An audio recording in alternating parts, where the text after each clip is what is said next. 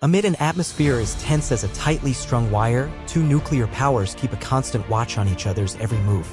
Like patient predators lurking in the shadows, each side waits for even the slightest misstep from the other to strike.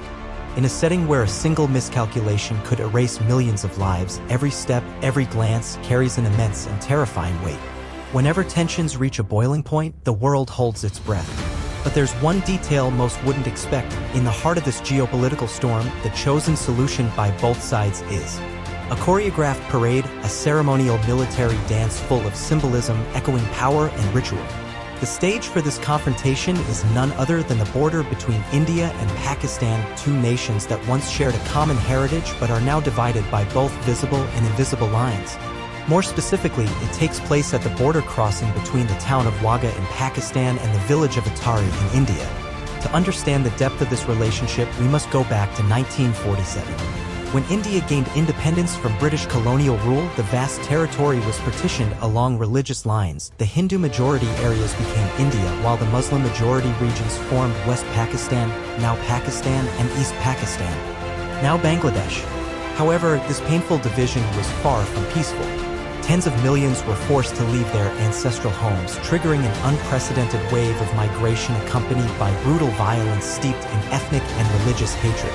Disputes over territory, especially the Kashmir region, a strategically vital and resource-rich area, have continued to spark armed conflict and diplomatic standoffs to this day. Even more concerning is the fact that both India and Pakistan have successfully developed nuclear weapons. This reality means that any confrontation, even a minor border skirmish, carries the risk of escalating into a global catastrophe. It's no surprise, then, that the Wagah-Attari border is considered one of the most volatile flashpoints on the global political map. The Wagah-Attari crossing, a silent witness to countless historical events, lies along the legendary Grand Trunk Road. This ancient highway once connected Kabul in present-day Afghanistan to the Ganges River plains, serving as a vital artery for trade and military movement through numerous empires, from the days of Alexander the Great to the medieval Indian kingdoms. In its early days, the border was little more than a makeshift checkpoint. It was marked with piles of lime-washed stones and a few basic drums. The guard posts were wooden huts painted in national colors, flanked by tall poles flying each country's flag. For years, it was simply a place for soldiers to stand guard, nothing more. Everything began to change in 1959. It was during this time that what seemed like a simple ritual, the daily lowering of the flags, was transformed by both sides into a grand display of military might. At this border, the word retreat doesn't suggest surrender. Instead, it refers to a formal end-of-day ceremony where the national flags are lowered with solemn dignity. But in the hands of proud soldiers, this ritual quickly evolved into a powerful performance. Every stomp, turn, and tilt of the head became a symbol of national pride and identity. Once a quiet crossroads between two worlds, the Wagah-Attari border has now become the stage for a bloodless standoff, a daily ritual that draws thousands of spectators, reminding the world that peace, however fragile, remains a far more hopeful path than conflict. Across most countries, the daily flag-lowering ceremony is a solemn yet simple moment. Soldiers stand at attention, saluting as the national flag is gently lowered to the sound of a military march or bugle call. It's a calm, respectful way to end a day of service, paying tribute to the nation. But at the border between India and Pakistan, this ceremony has been elevated to a whole new level. No longer just a formal greeting, it has become a theatrical showdown of power, national pride, and fierce rivalry. It all began in 1959, when the border forces of both countries held their first joint flag-lowering ceremony at sunset. Originally, the goal was merely to mark the end of the day's patrols and guard duties. However, decades of tension and hostility between the two sides transformed this simple act into a ritualized performance of symbolic one-upmanship where neither nation is willing to appear inferior. This is no longer just about lowering a flag, it's a platform for soldiers to showcase their country's spirit. Every movement, from the stomping of boots to the swinging turns, is amplified with military precision, meant to impress and outdo the opposing side.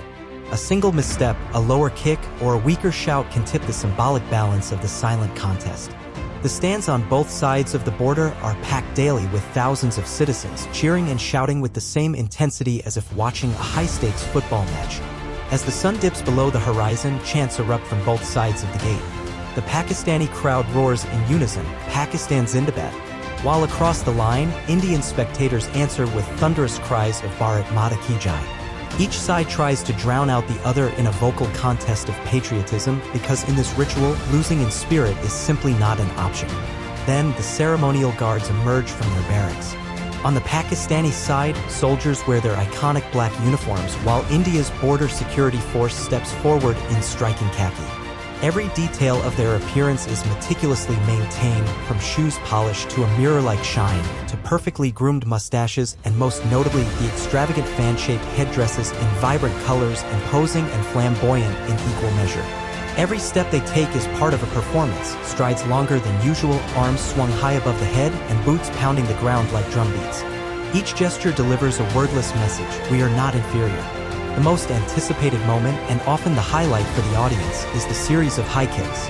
Soldiers launch their legs straight into the air, nearly touching their foreheads, then snap them back down with ruler-like precision. Both sides strive for perfection. A kick slightly higher, crisper, more synchronized is enough to give the impression of dominance. Instead of a quiet ritual, the border has turned the flag-lowering ceremony into a powerful show of strength, part military routine, part performance, and part unspoken declaration. We are here, and we will never bow down. At this point, soldiers from both sides approach their respective flagpoles with bold, exaggerated steps. When they arrive, they dramatically open the heavy iron gates, like actors entering a stage. One soldier from each country steps forward toward the flag hoist, preparing to lower the national flag. But this isn't done plainly. Each motion is deliberate and almost choreographed, with arms raised above their heads, smooth turns, and eyes locked on their counterpart. Behind them, the rest of the guards aren't standing still. They continue performing high-intensity drill movements, sharp turns, thunderous stomps, and sweeping hand gestures as if daring the other side to respond. At times, they face off in theatrical poses, one arm raised in a silent challenge to step forward. Then comes the pivotal moment. Both flags are lowered, slowly and in perfect sync. This part demands flawless coordination. If one flag touches the ground first or dips lower than the other, it would be seen as a grave insult. The soldiers' gazes become icy, almost searing, fixed on the opposing flag's every movement. The green and white flag of Pakistan, with its crescent moon, is lowered beside India's tricolor saffron, white, and green, with the Ashoka wheel at the center. Both descend toward the ground in tense, synchronized silence. Once the flags reach the base, they are solemnly folded and stored away in preparation for the next day's hoisting ceremony.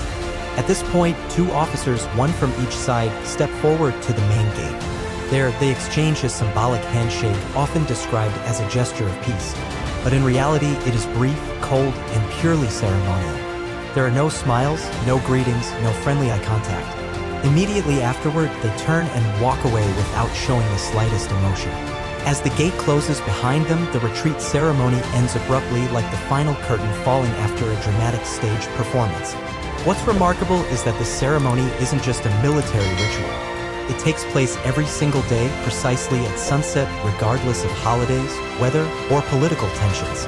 The entire event lasts about 45 minutes and includes a vibrant, tightly choreographed sequence of actions: marching, exaggerated arm swings, high kicks, synchronized spins, trumpet calls, patriotic chants, and bold hand gestures, all carried out with high energy and near-perfect precision. The crowds on both sides of the border cheer endlessly, as if watching a thrilling soccer match. Applause, chants, and national slogans rise in rhythm with the performance. Every high kick or forceful stomp by the soldiers can send the spectators into a frenzy, as if they had just witnessed a spectacular goal. British writer and actor Michael Palin once described the ceremony as a display of nationalism in its most flamboyant and absurd form. And yet, for the people of both nations, it is a vital part of their collective spirit, an event that showcases courage, belief, and national unity. While similar rituals exist along other parts of the India-Pakistan border, none draw as much attention, grandeur, or symbolic power as the one held at the Wagah, Attari crossing. Though layered with multiple meanings, from diplomatic ritual to cultural performance to an unspoken contest between nations, many believe that if, each day, soldiers are competing only by kicking higher and stomping harder, then at least they're not using guns. And perhaps that's the most positive aspect of this unique tradition. For many, the flag-lowering ceremony at the Wagah Attari border is simply an entertaining spectacle, a form of national expression that causes no harm. But others worry that beneath the elaborate rituals and powerful symbolism lies a subtle encouragement of extreme nationalism. Something that becomes more evident when thousands of spectators chant national slogans with near-frenzied excitement every single day. Critics argue that rather than bridging the divide between these long-feuding neighbors, the ceremony reinforces the invisible boundary between the two peoples. Instead of promoting reconciliation, it has become a stage for showcasing rivalry, thereby making peace-building efforts more fragile. Even some soldiers who have participated in the event admit that the theatrics have gone beyond the original intent of the ritual. In 2010, under pressure from both sides, certain provocative gestures were removed to ease the confrontational tone. One such example was the once-used thumb-raised handshake, a move interpreted as a taunting challenge, which was officially dropped from the ceremony. Nevertheless, the border remains far from peaceful. A tragic reminder came in November 2014 when a suicide bombing struck the Pakistani side of the crossing just minutes after the flag ceremony had concluded. The attack claimed the lives of 60 people and injured over 100.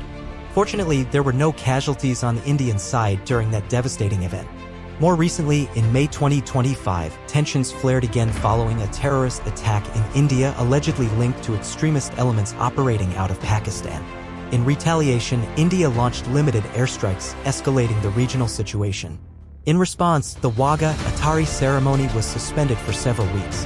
When it resumed, the event was held on a much smaller scale without the usual pomp, fanfare, or roaring crowds. The atmosphere shifted from festive to cautious, from proud to tense. Still, this unique ceremony, with its solemn rituals, powerful symbols, and theatrical flair, seems to remain an inseparable part of the complex relationship between these two South Asian nations. As long as the border between India and Pakistan exists, the flag-lowering ceremony, whether criticized or celebrated, will likely continue each day as a vivid symbol of both division and a shared longing for peaceful coexistence.